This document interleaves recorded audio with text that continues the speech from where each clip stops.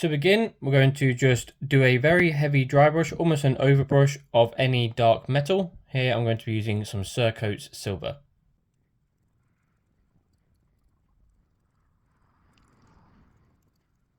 With the silver all applied, we're next going to wash the model with a dark red. So here I'm using Sanguine Scarlet, but something like Corn Red would work as well.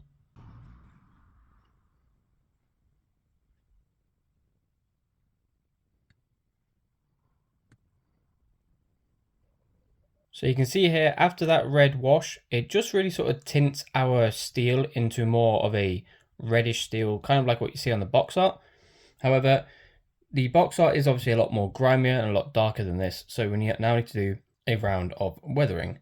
And for that, we're going to use Streaking Grime. Now with Streaking Grime, you can apply this with an airbrush, but if you do, just make sure you wear like a respirator. And if you're going to apply it with a brush, then I'd recommend using a synthetic brush.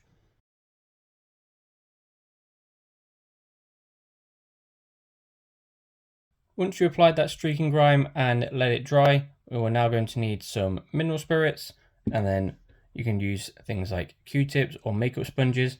And what we're going to do is just dip this in our mineral spirits, and this will allow us to actually remove the Streaking Grime from the raised surfaces, leaving it in the recesses.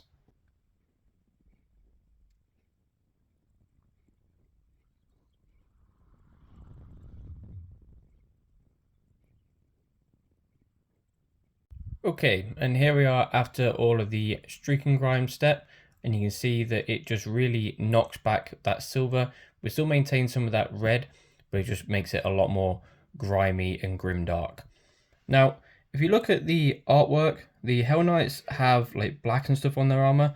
So what we're going to do next is take some Abaddon Black and a small dry brush, and we're going to come in and essentially do a stippling kind of motion with a little bit of black just to add that to the model.